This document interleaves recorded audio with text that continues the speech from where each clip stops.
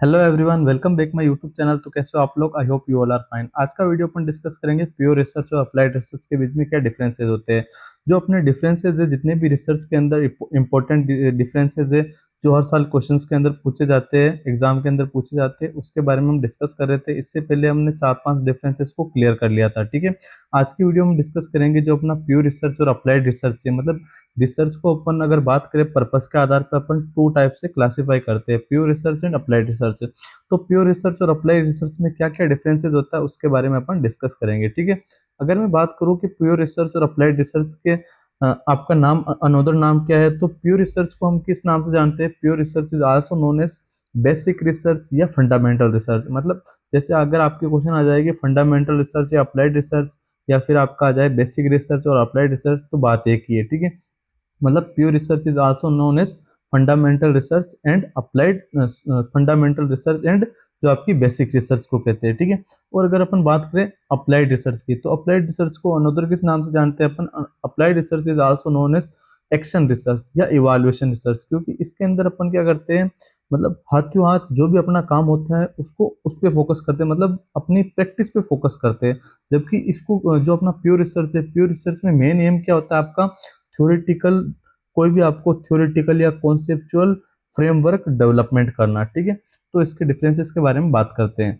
तो अगर अपन सबसे पहले डिफरेंसेस बात करें, तो सबसे पहले अगर अपन बात करें प्योर रिसर्च की, तो प्योर रिसर्च के अंदर क्या होता है कि फोकस ऑन गेनिंग नॉलेज। मतलब ये अपने क्या करता है, जो भी आपकी नॉलेज गेन है उस पर फोकस करता है। ओके, अगर अपन बात करते हैं अप्लाइड रिसर्च की, तो ये किस पे फोकस करता है? Solving practical problem. मतलब जो भी आपका प्योर रिसर्च होता है, प्योर रिसर्च क्या कहता है कि ओनली आपकी जो थ्योरीज है ना, थ्योरीज जनरेट करवाने में आपका कौन सा हेल्पफुल होता है? प्योर रिसर्च होता है।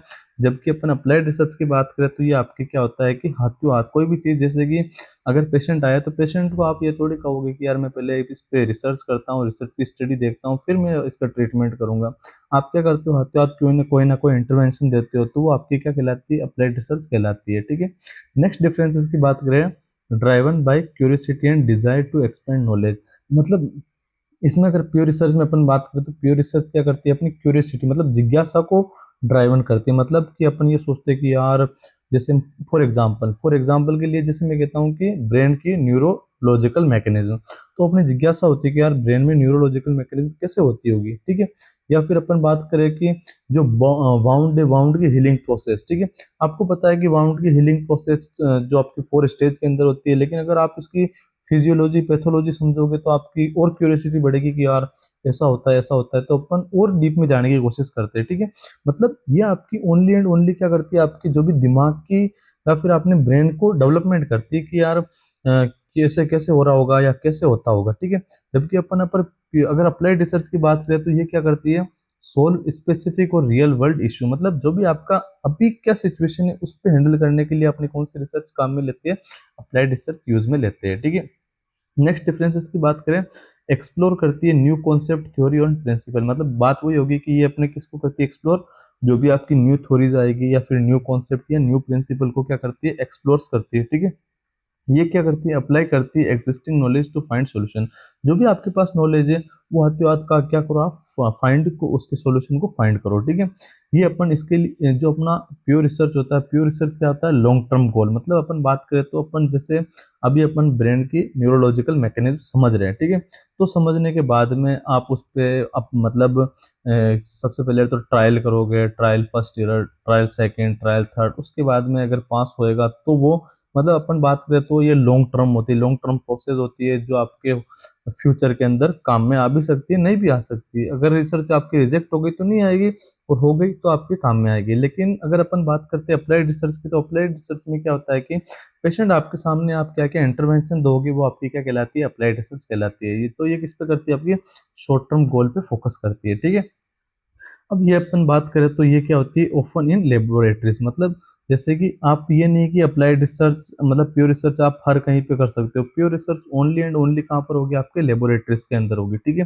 जबकि ये कहाँ पर होती है? आपके वर्क प्लेस पर या फिर फील्ड के अंदर भी हो सकती है। ठीक है, कौन सी रिसर्च? आपकी अप्लाइड रिसर्च है।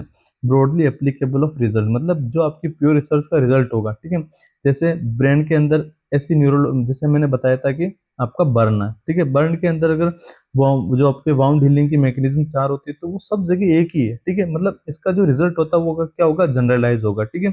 जबकि अपन अप्लाइड रिसर्च की बात करें तो अप्लाइड रिसर्च में हो सकता है कि यार मैंने क्या नाम है, बर्न के पेशेंट को अलग से ट्रीट किया या अलग से हैंडल किया, आपने अलग से किया, उस हॉस्पिटल में अलग से हुआ, दूसरे हॉस्पिटल में अलग से हुआ, और एक क्लिनिक में अलग से हुआ, तो वो किस पे फोकस करते हैं, ओनली एंड ओनली पेशेंट आया तो पेशेंट को हैंडल कैसे किया, और जबकि जो इसका रिजल्ट होगा वो क्या होगा, जनरलाइज होगा, ठीक है। तो ये स्पेसिफिक एबिलिटी और करंट प्रॉब्लम पे फोकस करता है, ठीक है। अब अपन बात करते हैं नेक्स्ट डिफरेंस, इसको अपन also known as basic research and fundamental research है।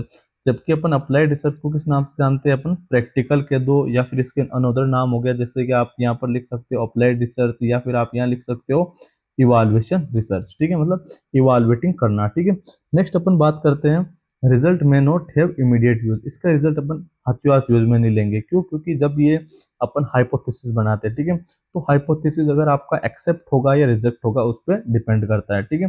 जबकि इसके रिजल्ट आप इमीडिएट और रियल वर्ल्ड में यूज में लेते हो, ठीक है। नेक्स्ट डिफरेंसेस की बात करते हैं अपन।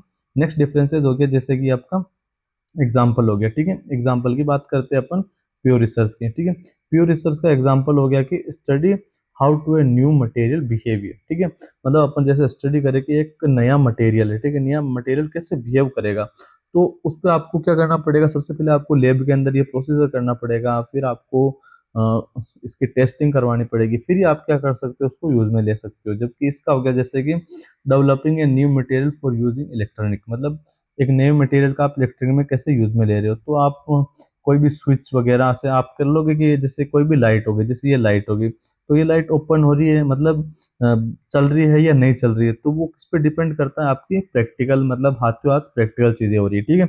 नेक्स्ट अपन एग्जाम्पल की बात करते हैं understanding the properties of light, ठीक है। इसमें अपन हो गया creating a new light technology, मतलब नई लाइट टेक्नोलॉजी आपको क्रिएट करना, ठीक है। और जैसे understanding the properties of light हो गया, इसमें new material use in electronic हो गया। एग्जाम्पल हो गया जैसे कि आप, ये सारे इसके क्या हो गए, एग्जाम्पल हो गए कि मतलब अगर सीधी सी बात कहूँ तो applied research is also known as fundamental research and basic research, which जो फोकस किस पे करती है आपकी, कि आप एक थ्योरेटिकल या कॉन्सेप्चुअल फ्रेमवर्क कैसे बना रहे हो, ठीक है। जबकि अपन बात करते हैं अप्लाइड रिसर्च की, तो applied research is also known as applicable research and evaluation research which is focus हो, जो किस पे फोकस करती है, आपके इमीडिएट प्रॉब्लम सॉल्विंग पे फोकस करती है, तो ये आपकी क्या कहलाती है, अप्लाइड रिसर्च कहलाती है। तो ये था मेजर डिफरेंसेस कि प्योर रिसर्च क्या होती है और अप्लाइड रिसर्च क्या होती है, जिसके बारे में हमने अच्छे से समझा है कि प्योर रिसर्च के अंदर क्या क्या होता है, अप्लाइड रिसर्च के अंदर क्या क्या होता है। Okay, thank you guys. अगर ये वीडियो आपको समझ में आया तो लाइक और शेयर करें।